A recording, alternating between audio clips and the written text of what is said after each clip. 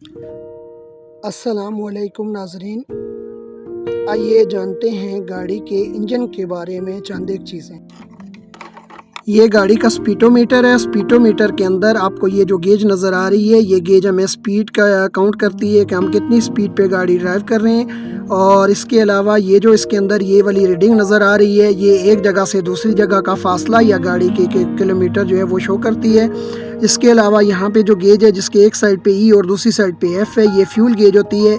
E for empty और F for full, और mid में है तो हाफ है, इसमें फ्यूल मौजूद है। और ये जो इससे अगली गेज है, जिसके एक साइड पे सी और दूसरी साइड पे एच लिखा हुआ है, सी फॉर कूल और एच फॉर हॉट। नॉर्मल में ये सुई सी तक रहती है, और अगर ये बहुत ज़्यादा अबव करे तो मिड तक जाती है। मिड तक जाना भी नॉर्मल है, लेकिन अगर इससे अबव करेगी एच की तरफ तो इसका मतलब है कि हमारी गाड़ी हिट अप हो चुकी है। और उसकी वजूहत आगे चल के हम आपको वीडियो में बताएंगे कि गाड़ी की हिट अप होने की क्या वजूहत होती हैं। इसके अलावा यहाँ पे आपको ये जो साइन नज़र आ रहे हैं, जब हम गाड़ी का स्विच ऑन करते हैं यहाँ पे, तो ये साइन जो है इस तरह शो होते हैं। लेकिन जो ही हम जो है वो गाड़ी स्टार्ट करेंगे तो ये साइन गायब हो जाएंगे। सबसे पहला ये साइन इंजन ऑयल का है। ये इंजन ऑयल भी इसको कहते हैं, मोबाइल ऑयल भी जिसका ये साइन है। और अगर दौरान ड्राइविंग गाड़ी स्टार्ट हालत में हो और उसमें ये साइन शो हो रहा हो तो इसका मतलब है हमारी गाड़ी में इंजन ऑयल एक ख़तरनाक हद तक कम हो चुका है। और उस सूरत में हम गाड़ी फ़ौरन साइड पे रोकेंगे और सबसे पहले गाड़ी का इंजन ऑफ़ करेंगे, और उसके बाद इसका इंजन ऑयल चेक करेंगे कि आया ये लाइट जो है वो इंजन ऑयल ख़त्म होने की वजह से आ रही है या किसकी कोई और वजह है। तो अगर इंजन ऑयल इंजन के अंदर ख़त्म हो जाए तो उस सूरत में हम गाड़ी ड्राइव भी नहीं कर सकते, ना ही तो उसको स्टार्ट रख सकते हैं, चूँकि चंद ही मिनटों के अंदर हमारी गाड़ी का इंजन सीज भी हो सकता है। इससे के साथ अगली जो गेज है, ये आपको बैटरी का एक निशान नज़र आ रहा है। ये बैटरी का साइन है, और ये होता है जनरेटर के लिए जो बैटरी को चार्ज करता है। गाड़ी के अंदर बाकायदा एक जनरेटर होता है जो बैटरी को चार्जिंग करता है। और अगर जनरेटर के अंदर कोई फॉल्ट आ जाता है, उसकी चार्जिंग ख़त्म हो जाती है, वो चार्जिंग नहीं देता, तो उस सूरत में आपकी गाड़ी के स्पीडोमीटर में ये लाइट आना शुरू हो जाएगी। याद रखें, जब ये लाइट आती है तो उसके बाद आप मैक्सिमम डिपेंड करता है कि आपकी गाड़ी की बैटरी की कंडीशन कितनी है। बहुत ही अच्छी कंडीशन हो तो मैक्सिमम आप 20 से 25 किलोमीटर के दौरान गाड़ी ड्राइव करते हुए वो गाड़ी आपकी खुद ही बंद हो जाएगी जो ही बैटरी में चार्जिंग ख़त्म होगी। मैक्सिमम 20 से 25 किलोमीटर बहुत ही अच्छी बैटरी हो तो बगैर जनरेटर के चार्जिंग किए हुए वो गाड़ी चल सकती है। जो ही ये लाइट आए तो आपने फौरी तौर पे नज़दीकी कहीं भी कोई वर्कशॉप देखनी है और वहाँ पे कोई भी गाड़ी का इलेक्ट्रिशियन है तो उसको ये चेक करवाना है कि ये लाइट किस वजह से आ रही है। इसके साथ अगला ये जो साइन आपको नज़र आ रहा है, एक तो ये होता है कि जब हम गाड़ी स्टार्ट करते हैं, अगर हमारी हैंड ब्रेक लगी हुई है, हैंड ब्रेक ऊपर हुई है तो ये साइन शो होगा। जो ही हम हैंड ब्रेक डाउन करेंगे तो ये साइन गायब हो जाएगा। अगर हैंड ब्रेक डाउन करने के बावजूद भी ये साइन आ रहा है तो इसका मतलब है कि गाड़ी के आगे जो ब्रेक ऑयल जहाँ पे डलता है, ब्रेक ऑयल की मिकदार में कमी है, जिसकी वजह से ये लाइट आ रही है। जो ही आप ब्रेक ऑयल की मिकदार को पूरा करेंगे तो उस सूरत में ये लाइट गायब हो जाएगी। यहाँ पे नीचे आप देखें, ये जो लाइट आ रही है इसको चेक लाइट कहते हैं। ये सिर्फ EFI गाड़ियों में होती है। चूँकि ये गाड़ी EFI है, इसमें ये लाइट आ रही है, नॉन EFI गाड़ी में ये लाइट नहीं होती। ये चूँकि EFI गाड़ी में सेंसर्स लगे हुए होते हैं, सेंसर्स के अंदर किसी किस्म का कोई भी फॉल्ट आएगा उस सूरत में ये लाइट शो होती है। और इसके अलावा आप चेक करें, यहाँ पे ये स्विच लगा हुआ है,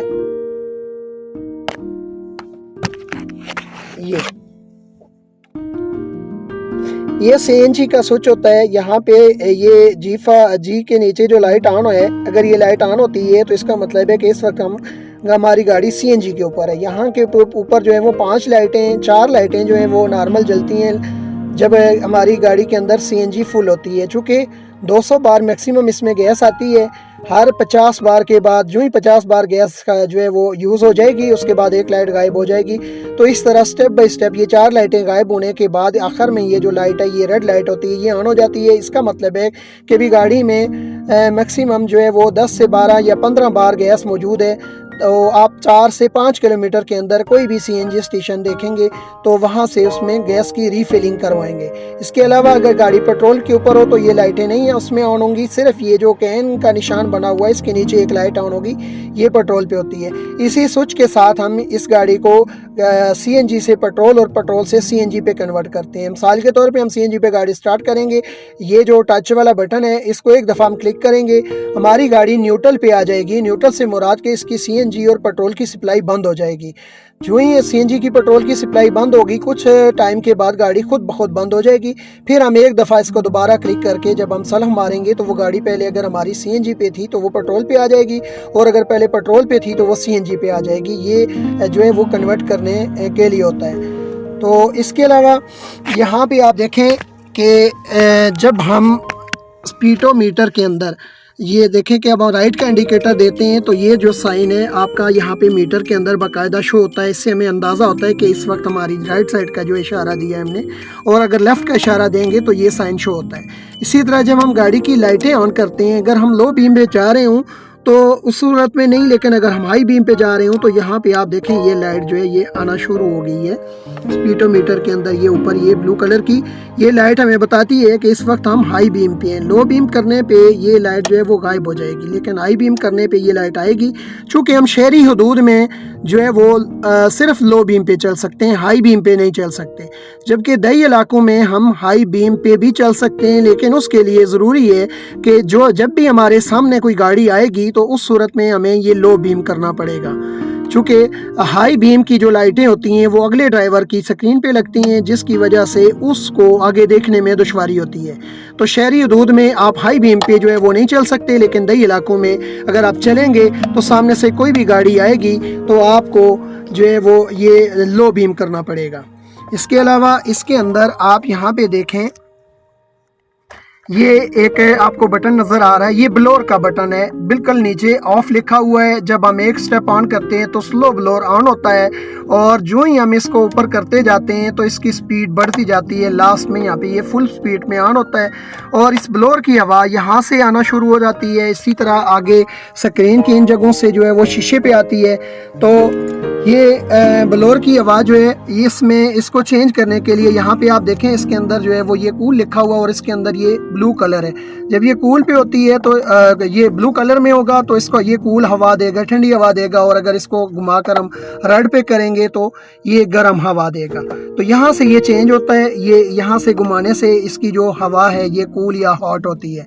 इसके नीचे जो यहाँ पे आपको ये नज़र आ रहा है, ये जो है अभी ये ब्लोअर की जो हवा है ये स्क्रीन की तरफ जा रही है। जो हम इसको चेंज करते जाएंगे तो ये इसका हवा का रुख जो है वो चेंज होता जाएगा। तो अगर ये ब्लोअर ऑन हो, हम एसी ऑन करना चाहते हैं तो साथ में ये बटन हम क्लिक करेंगे तो इससे गाड़ी का जो एसी है वो ऑन हो जाएगा, और उस सूरत में इसको भी हम कूल पे रखेंगे। और हवा का जो रुख है वो चेंज करने के लिए हम यहाँ से मूव करके इसकी हवा का जो रुख है वो चेंज कर सकते हैं। और इसके अलावा जब फ़र्ज़ किया हम गाड़ी के इंजन की तरफ जाते हैं तो हमें यहाँ से जो है वो गाड़ी का बोनेट खोलना पड़ता है। इस चीज़ को हम यहाँ से खींचेंगे तो गाड़ी का बोनेट खुल जाएगा। जब बोनेट खुलेगा तो आगे बोनेट खोलने के लिए यहाँ पे इस चीज़ को हम यहाँ से प्रेस करेंगे तो तब ये बोनेट खुलेगा। और जब बोनेट खुल जाएगा, इस बोनेट को अपनी जगह पे लॉक करने के लिए हमें ये स्टिक जो है ये यहाँ पे लगानी पड़ेगी। ये बोनेट खुल गया। ये ओवरऑल आपको गाड़ी का इंजन नज़र आ रहा है। सबसे पहले हमने जो चीज़ चेक करनी होती है वो इसका इंजन ऑयल होता है। इंजन ऑयल चेक करने के लिए हमें यहाँ पे एक गेज होती है ये वाली, इस गेज स्टिक को हम निकालेंगे और इसके ऊपर आपको यहाँ पे दो निशान नज़र आएंगे, मैक्सिमम और मिनिमम। ये यहाँ पे मैं रखता हूँ, आप इस पे यहाँ पे आप इसके निशान देखें, दो निशान इसके बाकायदा नज़र आ रहे हैं। ऊपर वाला जो है वो मैक्सिमम का है, नीचे वाला मिनिमम का है। मैक्सिमम तक ये ऑयल होना चाहिए, अगर उस तक नहीं है तो मिनिमम तक है भी तो भी गाड़ी हम स्टार्ट कर सकते हैं, चला सकते हैं। लेकिन अगर मिनिमम से भी कम है तो उस सूरत में आप ये गाड़ी स्टार्ट ना करें, बल्कि इसका इंजन ऑयल पहले पूरा करें।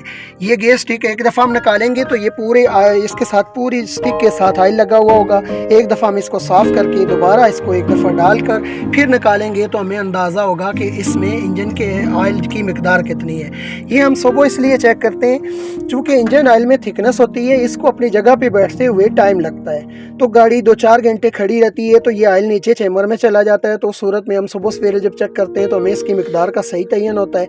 अगर हमारी गाड़ी स्टार्ट हो चुकी है उस सूरत में हम इसको चेक करते हैं तो उसमें हमारे जो है वो इसकी इंजन ऑयल की मिकदार का सही तयन नहीं होता। इसके अलावा यहाँ पे आप देखें ये बोतल है, इस बोतल के अंदर जो ऑयल होता है इसको कहते हैं ब्रेक ऑयल। ये इसका मैक्सिमम है और ये मिनिमम है। इसको मैक्सिमम तक हम रखते हैं ब्रेक ऑयल को, और अगर ये ब्रेक ऑयल एक दफ़ा कम हो जाए तो आप इसको पूरा कर लें, लेकिन जब ये बार बार कम हो रहा है तो उस सूरत में आप फौरी तौर पर गाड़ी की ब्रेक चेक करवाएं, चूँकि ब्रेक ऑयल का बार बार कम होना ठीक नहीं होता। जबकि जो इंजन ऑयल है, ये जो स्टिक से हमने चेक किया इंजन ऑयल, उसको अगर हमने इंजन ऑयल कम में पूरा करना है तो यहाँ से हम इसमें इंजन ऑयल डालते हैं। इंजन ऑयल एक ऐसी चीज़ है, उसके बारे में आप ये देख लें कि इंजन ऑयल वो चीज़ है जो बार बार चेंज करनी पड़ती है। अब ये नहीं है कि मेडिसिन की तरह ये एक्सपायर हो जाएगा, ये इसके ऊपर कोई एक्सपायरी डेट होती है। ये डिपेंड करता है गाड़ी की रनिंग के ऊपर कि गाड़ी की रनिंग कितनी है। तो ये कम से कम 2000 किलोमीटर और ज़्यादा से ज़्यादा 3000 किलोमीटर गाड़ी चलाने के बाद हमें इसका इंजन ऑयल जो है वो चेंज करना पड़ता है। तो ये हमें आज अगर फ़र्ज़ किया हमने ऑयल चेंज किया, हम गाड़ी की मीटर रीडिंग नोट कर लेंगे। नेक्स्ट टाइम जब हमें लगेगा कि ये गाड़ी हमारी 2000 से ऊपर 2000 किलोमीटर से ऊपर चल चुकी है, तो उस वक्त की रीडिंग से हम इसको माइनस करेंगे। हमें अंदाज़ा हो जाएगा कि हमारा इंजन ऑयल कितना चल चुका है। इसको कम से कम 2000 किलोमीटर, ज़्यादा से ज़्यादा 3000 किलोमीटर चलाने के बाद चेंज करना पड़ता है। और जब भी आप इंजन ऑयल चेंज करेंगे तो साथ में इसका फ़िल्टर भी चेंज करेंगे।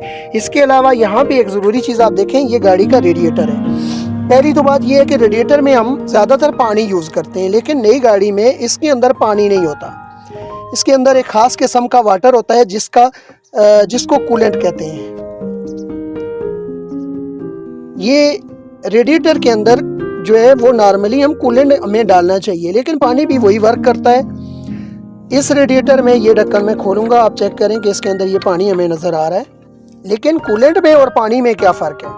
देखें, कूलेंट और पानी में ये फ़र्क है कि कूलेंट एक स्पेशली गाड़ी के लिए केमिकल वाटर बनाया गया है, जिसकी खासियत ये है कि उसकी जो बॉइलिंग पोजीशन है वो तकरीबन 100 डिग्री से अबव होती है। गाड़ी के इंजन के अंदर इतनी हीट नहीं होती कि वो कूलेंट को बॉयल कर सके। जबकि इसके अंदर अगर हम पानी यूज़ कर रहे हैं तो बहुत ज़्यादा लॉन्ग रूट पे जाते हुए हमें जो है वो 1-2 दफ़ा 3 दफ़ा उसमें पानी पूरा करना पड़ता है, चूँकि बॉयल होने की वजह से इसका जो पानी का लेवल है वो कम हो जाता है और गाड़ी की जो टेम्परेचर गेज है वो ऊपर आना शुरू हो जाती है, जिसकी वजह से हमें ये पानी पूरा करना पड़ता है। लेकिन अगर कूलेंट इसमें यूज़ हो रहा हो तो ये दुश्वारी हमें नहीं होती, चूँकि उसकी बॉइलिंग पोजीशन इतनी ज़्यादा होती है कि वो दौरान सफ़र जो है वो कम नहीं होता। अगर कहीं से वो लीक नहीं होगा तो वो कम नहीं होगा। दूसरी बात ये है कि रेडिएटर के अंदर पानी की वजह से जंग लग जाता है, जबकि कूलेंट में ये खासियत होती है कि वो लोहे के अंदर जंग नहीं लगने देता। तो अगर हम इसमें पानी यूज़ करेंगे तो हमें 4-5 महीने के बाद या जब भी मौसम गर्मा का सीज़न आएगा हमें एक दफ़ा ये रेडिएटर साफ़ करवाना पड़ेगा। जबकि अगर इसमें कूलेंट हो तो हमें ये बार बार साफ़ करने की ज़रूरत नहीं होती, ये हमारा रेडिएटर नीट एंड क्लीन ही रहता है। लेकिन एक बात यहाँ पे याद रखें कि जब टेम्परेचर गेज से आपको पता चल चुका है कि गाड़ी हीटअप हो गई है तो उस वक्त में आपने ये ढक्कन एकदम से नहीं खोलना, चूँकि इसमें बहुत ज़्यादा प्रेशर होता है और बहुत ज़्यादा गर्म पानी होता है। उसका तरीकाकार ये है कि सबसे पहले आप रेडिएटर के ऊपर पानी गिराएं, इतना पानी गिराएं कि ये इस काबिल हो जाए कि आप इसको छू सकते हैं। उसके बाद ये किसी कपड़े से आप यहाँ से आधा खोलें। जब आप इसको आधा खोलेंगे ये ऊपर नहीं आएगा, इसका प्रेशर निकलना शुरू हो जाएगा। लेकिन जब कंप्लीट प्रेशर निकल जाए उसके बाद आप ये ढक्कन पूरा खोलें और इसमें पानी पूरा करें। आपकी गाड़ी की जो टेम्परेचर गेज है वो अपनी नॉर्मल पोजीशन पे आना शुरू हो जाएगी। गाड़ी हीटअप होने की वजूहत सुन लें। एक वजह तो ये होती है कि कुछ अरसे तक हमने रेडिएटर में पानी नहीं चेक किया हुआ होता, वो कम होता है, तो उस सूरत में भी गाड़ी हीटअप होती है। इसके अलावा रेडिएटर के पीछे ये फ़ैन लगा हुआ होता है। अगर ये चूँकि इलेक्ट्रिक फ़ैन है इससे में कभी भी फॉल्ट आ सकता है। अगर फ़ैन ना चल रहा हो तो भी गाड़ी हीटअप होती है। और ये जो पानी वाले पाइप हैं इनको हाउस पाइप कहते हैं। अगर ये हाउस पाइप, ये नीचे भी पाइप है और ये भी है, 2 पाइप होते हैं इसके।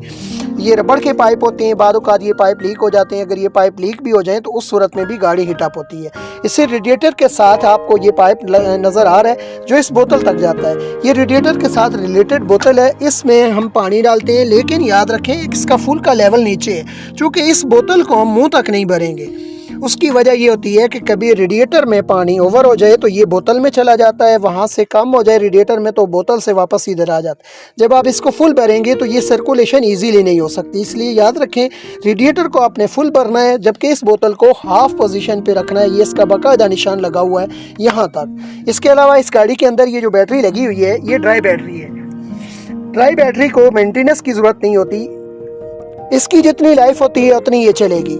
इसके अलावा गाड़ी के अंदर जो है वो मेंटेनेंस वाली बैटरी भी आती है, जिसके अंदर एसिड होता है और उसकी यहाँ पे बाकायदा ढक्कन लगे हुए होते हैं, तो उसको मेंटेनेंस की ज़रूरत होती है। कम अज़ कम वीकेंड पे एक दफ़ा आप इसमें ये सारे ढक्कन, उसमें अगर वो एसिड वाली बैटरी है तो वो खोल कर चेक करेंगे कि उसमें किसी सेल में उसका एसिड कम तो नहीं है। याद रखें उसके अंदर हम पानी भी डाल सकते हैं, जैसे कि घर के अंदर आप यूपीएस की बैटरी में पानी डालते हैं या यूपीएस की बैटरी की केयर रखते हैं, इसी तरह गाड़ी की जो मेंटेनेंस वाली बैटरी होती है, एसिड वाली बैटरी, उसका ऐसे ही ख्याल रखा जाता है, उसका ऐसे ही पानी पूरा किया जाता है। और इसके अलावा यहाँ पे नीचे मैं आपको एक चीज़ दिखाता हूँ कि ये आपको एक छोटा सा ढक्कन नज़र आ रहा है, ये वाला। इसको अगर खोला जाए तो इसके साथ बाकायदा एक छोटी सी स्टिक लगी हुई है। इस स्टिक के से हमें जो है अंदाज़ा होता है कि इसके अंदर जो है वो गियर ऑयल होता है। ये गियर ऑयल यहाँ पे डलता है, और अगर गाड़ी के गियर सॉफ्ट नहीं लग रहे, गियर लगाते हुए कोई मसला आता है, तो उस सूरत में इसको हम चेक करेंगे कि गाड़ी के अंदर गियर ऑयल जो है वो कम तो नहीं है। चूँकि गियर ऑयल कम होने से गियर सॉफ्ट नहीं लगते, गियर लगाते हुए आवाज़ आती है, तो गियर ऑयल जो है इसको CLB कहते हैं, ये यहाँ पे होता है। इसके अलावा ये जो वायर आपको नज़र आ रही है, ये क्लच की वायर होती है। यहाँ पे इसका ये जस्टिंग है, ये नट टाइट करने से आपकी गाड़ी का क्लच ऊपर आकर काम करता है। जितना इसको लूज़ करेंगे ये नीचे जाकर काम क्लच करता है, थोड़ा सा ही क्लच छोड़ने से गाड़ी चलना शुरू हो जाती है। लेकिन ये डिपेंड करता है आपकी गाड़ी की क्लच प्लेट कितनी अच्छी है। अगर क्लच प्लेट बहुत ज़्यादा अच्छी होगी तो क्लच जो है वो ज़रा सा छोड़ने से ही गाड़ी मूव करना शुरू हो जाएगी, और जो गाड़ी की क्लच प्लेट जो है वो कमज़ोर होना शुरू हो जाती है तो ये काबला हमें टाइट करना पड़ता है, तो लास्ट पे जाकर बहुत ही ज़्यादा ऊपर आकर क्लच काम करता है। इसके अलावा ये चीज़ आपको जो नज़र आ रही है, ये सेल्फ होता है। सेल्फ के अंदर 2 वायरें लगी हुई हैं। एक वायर तो ये लगी हुई है जो बैटरी से डायरेक्टली सेल्फ के ऊपर लगी हुई है। इस वायर के ऊपर बाकायदा एक नट लगा हुआ होता है, ये उतरती नहीं है क्योंकि उसमें नट लगा होता है और बाकायदा ये नट टाइट होता है। लेकिन इसके साथ आपको ये छोटी सी एक वायर नज़र आ रही है जो ग्रिप से लगी हुई होती है। कई दफ़ा ये वायर उतर जाती है और हम सलफ मार रहे होते हैं तो गाड़ी सलफ नहीं मार रही होती, तो हम इसको चेक करेंगे कि आया ये वायर उतरी हुई तो नहीं है। अगर उतरी हुई है तो ईज़िली हम इसको लगा सकते हैं। इसी तरह बहुत सारी चीज़ें ऐसी भी होती हैं जो ग्रिप के साथ लगी हुई होती हैं, जैसे कि आप देखें ये CNG का जस्टर है, इसके साथ ये ग्रिप लगे हुए हैं। इसी तरह ये CNG की जो ये चीज़ है, इसके साथ भी आपको ये ग्रिप नज़र आ रहे हैं। तो कई दफ़ा ये ग्रिप उतरा हुआ होता है, लेकिन ये फ़र्ज़ किया वायर उतर गई है, ये वायर उतरी हुई है तो ये यहाँ पे ही होगी। हम देखेंगे अगर इसको तो ये यहाँ पे हम इजीली लगा सकते हैं। तो इसलिए गाड़ी अगर कहीं बंद हो जाए, उसमें फ्यूल पूरा है, उसमें कोई चीज़ कम नहीं है, तो उसमें कोई मेजर फॉल्ट नहीं आता। चूँकि मेजर फॉल्ट आएगा या तो वो साइन बोर्ड से बताएगी या उसकी आवाज़ जो है वो बहुत ज़्यादा हैवी हो जाएगी, तो आपको अंदाज़ा हो जाएगा कि उसमें कोई मेजर फॉल्ट आ गया है। इसके अलावा ये आपको CNG की जो गेज है, ये एक CNG की गेज यहाँ पे होती है। ये इस वक्त जो शो कर रही है, ये शो कर रही है कि इस वक्त गाड़ी के अंदर तकरीबन 120 बार गैस मौजूद है। मैक्सिमम इसमें 200 बार गैस होती है और इस वक्त इसमें जो है वो तकरीबन 60 बार गैस यूज़ हो चुकी है। तकरीबन इसमें इस वक्त जो है गैस शो हो रही है वो हो रही है 120 बार। इसके अलावा ये रिलेज़ होती हैं। इस फ़ैन की जो है, ये फ़ैन है, इसकी भी रिले होती है। इसके अलावा लाइटों की जो है वो रिलेज़ होती हैं यहाँ पे। तो ये रिलेज़ का काम ये होता है कि ये मुकम्मल कंप्लीट एम्पेयर जो है, जिस चीज़ की भी रिले होती है उसको एम्पेयर पूरे करके देती है। अगर गाड़ी के किसी वायर में वायर कमज़ोर हो जाए, कोई मसला हो, तो भी ये अपने एम्पेयर पूरी करती है, जिसकी वजह से वो चीज़ें सही चलती हैं। और ये फ़ैन का ग्रिप होता है। इसी तरह यहाँ पे आप देखें इसके गाड़ी के ये EFI गाड़ी है तो इसके ये सेंसर्स हैं, इनमें ग्रिप लगे हुए हैं। ये सेंसर है, ये सेंसर है। और इसके अलावा यहाँ पे आप देखें ये एयर का सेंसर है। तो ये सेंसर से काम करती है। जो मैंने आपको एक एक्स्ट्रा लाइट बताई थी जिसको चेक लाइट कहते हैं, वो लाइट उस सूरत में शो होती है जब इसके सेंसर्स में कोई प्रॉब्लम आती है।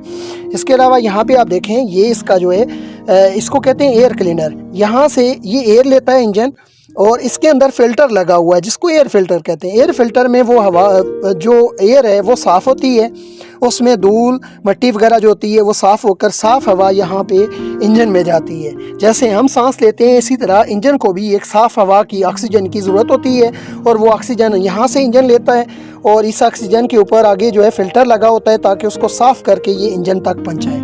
तो गाड़ी के अंदर अगर फ़र्ज़ किया हम देखें तो ओवरऑल 3 फ़िल्टर जो हैं वो हमें जो है हमारी गाड़ी में यूज़ होते हैं।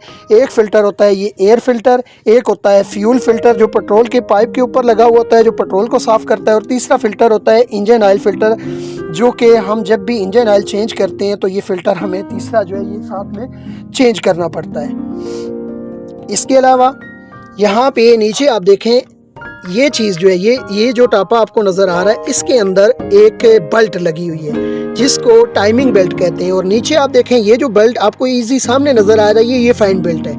और ये चीज़ जो है ये जनरेटर है गाड़ी का जो बैटरी को चार्ज करता है। अगर इसमें कोई फॉल्ट आ जाए तो ये जनरेटर जो है वो चार्जिंग छोड़ देता है, स्पीडोमीटर के अंदर बैटरी का साइन शो होता है।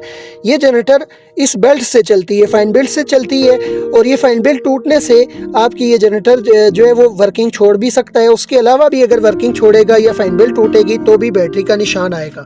ये फाइन बेल्ट आपकी दो काम करती है, एक तो ये जनरेटर को चलाती है कि इस वाटर बॉडी को चलाती है जो पानी को रेडिएटर से इंजन तक और इंजन से रेडिएटर तक लेके जाने का काम करती है। और ये दोनों चीज़ें जो है ये इंजन तीसरी जो है ये तीसरी पुली जो इंजन की है उसके ऊपर होता है। इंजन से ये फाइन बेल्ट चलती है और वाटर बॉडी को भी घुमाती है और जनरेटर को भी घुमाती है। और वाटर बॉडी पानी का काम करती है और जनरेटर जो है वो बैटरी को चार्ज करने का काम करता है। इसके अलावा यहाँ पे आप देखें ये गाड़ी की कॉइल है, कॉइल से यहाँ पे एक वायर आ रही है और जहाँ पे आगे ये वायर लग रही है इस चीज़ को, ये जो चीज़ है इसको कहते हैं डिस्ट्रीब्यूटर। डिस्ट्रीब्यूटर के मिड में ये कॉइल की वायर लगी हुई है और इसके तीनों अतराफ से एक एक वायर निकल रही है जो यहाँ पे 3 वायरें आ रही हैं। और जहाँ पे ये लगी हुई हैं यहाँ पे एक एक स्पार्किंग प्लग लगा हुआ है। ये गाड़ी के सिलेंडर जो है इंजन की पावर होती है इसके मुताबिक होता है। कुछ गाड़ियाँ जो हैं वो यानी कि 800-1000 सीसी होती हैं, उसमें 3 सिलेंडर होंगे, 4 सिलेंडर गाड़ी भी होती है, 5 सिलेंडर भी होती है, 6 सिलेंडर भी होती है। तो इस तरह इसके जितने भी सिलेंडर होंगे उतने ही प्लग लगे हुए होते हैं। इस गाड़ी में 3 प्लग लगे हुए हैं। अगर इन प्लगों में कोई फॉल्ट आएगा तो सूरत में हमारी गाड़ी मिसिंग शुरू कर देगी। और अगर इसके अंदर डिस्ट्रीब्यूटर के अंदर कोई फॉल्ट आएगा तो स्टार्टिंग का इशू हो जाएगा। अगर गाड़ी सेल्फ सही मार रही है, स्टार्ट नहीं हो रही है या उसमें करंट सही नहीं आ रही तो वो इस डिस्ट्रीब्यूटर के अंदर कोई फॉल्ट आने की वजह से होती है। तो डिस्ट्रीब्यूटर के अंदर पॉइंट होता है और यहाँ पे प्लग लगे हुए होते हैं। इस सारी सिचुएशन से बचने के लिए हमें क्या करना होता है कि हमें गाड़ी की ट्यूनिंग करवानी होती है। ट्यूनिंग में वो ये प्लग खोलकर साफ़ करेंगे, इसके अंदर पॉइंट जो है उसको साफ़ करेंगे। उसके अलावा अगर आपका एयर फिल्टर चेंज होने वाला है तो इसको चेंज करेंगे, जिससे आपकी गाड़ी जो है उसकी एक तो स्टार्टिंग अच्छी हो जाएगी, रनिंग अच्छी हो जाएगी और वो गाड़ी मिसिंग भी नहीं करेगी, वो ईज़िली आपके उसको ड्राइव करेंगे। तो याद रखें कि कम अज़ कम 1 माह के अंदर 1 दफ़ा आप गाड़ी की ट्यूनिंग लाजमी करवाएं। या तो ऐसा नहीं है तो जब भी आप इंजन ऑयल चेंज करने जाएं वर्कशॉप तो उस सूरत में इंजन ऑयल चेंज करके साथ ही आप गाड़ी की ट्यूनिंग भी करवा लें। तो उस सूरत में आपकी गाड़ी जो है वो आपको रास्ते में कभी भी डिस्टर्ब नहीं करती। यहाँ पे आप देखें एक बोतल ये भी लगी हुई है, इसका इंजन के साथ कोई कांटेक्ट नहीं है। ये पाइप आपको नज़र आ रहा है, ये यहाँ पे बोनट में इस जगह पे लगा हुआ है, यहाँ पे ऊपर फारा लगा हुआ है। चूँकि दौरान सफ़र अगर हमारी गाड़ी का शीशा गंदा हो जाए और उसको हम वाइपर से साफ़ करने की कोशिश करें तो चूँकि उसके ऊपर रेत के छोटे छोटे ज़र्रात होते हैं जिनकी वजह से गाड़ी के शीशे के ऊपर खराशें आना शुरू हो जाती हैं। और वो खराशें हमें वक्ती तौर पे नज़र नहीं आती, लेकिन रात के अंधेरे में जब हम गाड़ी ड्राइव करते हैं तो उन खराशों की वजह से अगली गाड़ी की जो लाइट है वो बहुत ही फैल कर हमारे जो है वो हमें जो हमारी आँखों के आगे लगती है और हमें सामने नज़र नहीं आता। इसलिए शीशे की केयर ये होती है कि सबसे पहले हम वाइपर जो चलाने से पहले ये फारे की बोतल में पानी हर वक्त होना चाहिए। पहले फारे से शीशे पे पानी मारें और उसके बाद वाइपर चलाएं ताकि खराशें भी ना आएँ और हमारा शीशा जो है वो नीट एंड क्लीन हो जाए। तो इसके अलावा यहाँ पे आप देखें ये जो है ये वाइपर मशीन है जो वाइपर चलाने का काम करती है। हर चीज़ का कोई ना कोई यहाँ पे ग्रिप लगा हुआ होता है। याद रखें कि ये ग्रिप जो है ये कोई भी जब आप एक नया बंदा भी है जिसको गाड़ी के इंजन के बारे में इल्म नहीं है तो वो अगर बोनट खोल के देखने की कोशिश करे तो कोई फॉल्ट आता है तो कोई ना कोई ग्रिप उतरा हुआ होता है, या तो फैन नहीं चल रहा तो उसका ग्रिप देख लें।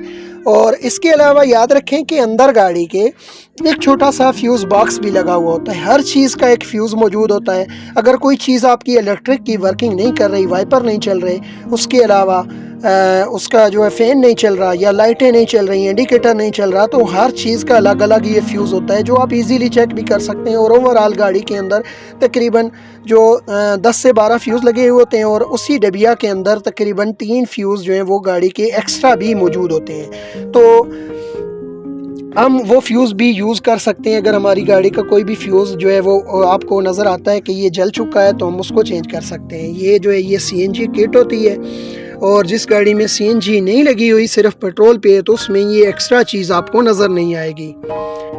तो ये जो नाज़रीन चीज़ें थीं, ये इंतहाई ज़रूरी चीज़ें थीं जो एक गाड़ी ड्राइव करने वाले को इनके बारे में जानना ज़रूरी होता है। ये दोबारा मैं रिपीट कर देता हूँ। सुबह सवेरे फ़र्स्ट टाइम आपने इस स्टिक से जो इंजन ऑयल चेक करना है, उसके अलावा ब्रेक ऑयल चेक करना है, रेडिएटर के अंदर जो है वो वाटर लेवल चेक करना है, इस बोतल के अंदर वाटर लेवल चेक करना है, और बैटरी की केयर करनी है। अगर वो एसिड वाली बैटरी है तो उसके अंदर पानी पूरा करना है। उसके बाद जब आप की गाड़ी 3-4 घंटे से खड़ी है उसको स्टार्ट करें तो कम अज़ कम 3 से 4 मिनट तक उसको स्टार्ट रहने दें, उसको ड्राइव ना करें।